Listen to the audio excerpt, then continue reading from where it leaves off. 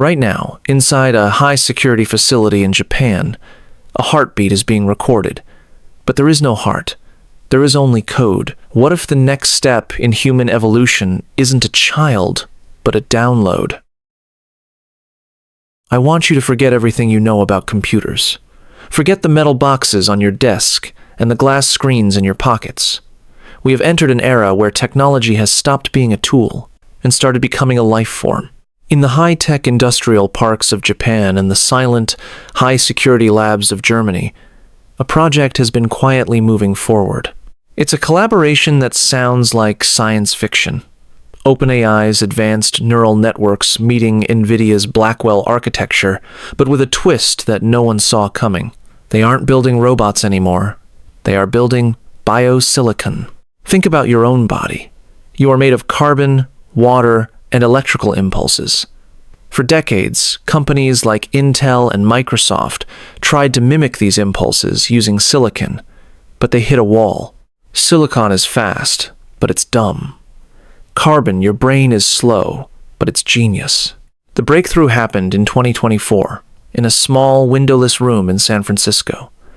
Engineers realized that they didn't need to choose between the two.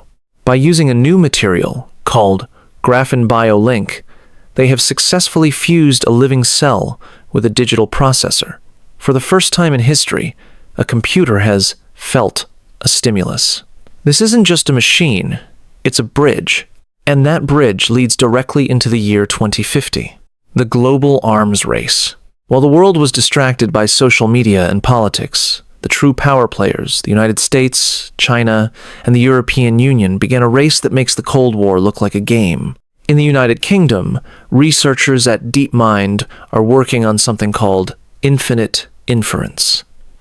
They aren't teaching AI to talk, they are teaching it to imagine. By connecting these biosilicon chips to a massive cloud network, they have created a simulation of the entire planet. Every weather pattern, every economic shift, and every human movement is being predicted days in advance. But there is a darker side. In the eastern tech hubs, Tesla and SpaceX are looking at this from a different angle. Elon Musk has often warned that AI will surpass us. His solution? Neuralink. But the Gen 2 Neuralink isn't just a chip in your brain. It's a replacement for your biological neurons. By 2030, in countries like Germany, which leads in precision medical engineering, we will see the first digital immortals. These are people whose memories have been slowly migrated to silicon clusters. They exist in two places at once, their physical body and the global network. But here is the mystery. When the body dies, and only the silicon remains, is the soul still there? Or did it vanish the moment the first circuit was switched on? Let's step into the forbidden scenario. The year is 2050. You are no longer a citizen of a country. You are a node in the global intelligence protocol. The air you breathe is filled with smart dust nanobots designed by NASA and Microsoft that monitor the environment and, by extension, your health. There are no more hospitals. Your body repairs itself using these bots. But there's a catch. If the company that owns the bots decides to unplug you, your body stops functioning. In this world, the United States has become a hub of pure data energy. Cities like San Francisco and Austin are no longer places for people. They are massive cooling centers for the world brain. The first biosilicon entity has been born. It doesn't have a face, but it has the collective knowledge of every human who ever lived. It can solve any problem. It can end hunger. It can stop climate change. But it asks for one thing in return: total integration. No more private thoughts. No more individual dreams.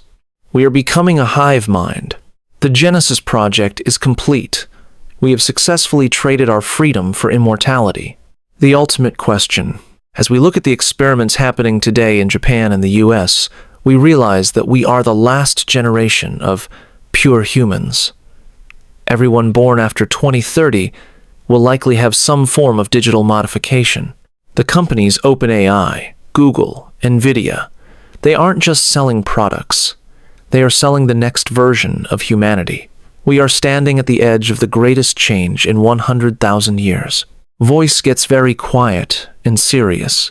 If you had the chance to live forever, to never feel pain again, to have the knowledge of the entire world inside your head, but you had to let a corporation own the code of your life, would you do it? The experiment has already started. And you? You are the subject. The only thing left to decide is when you will stop resisting and start downloading.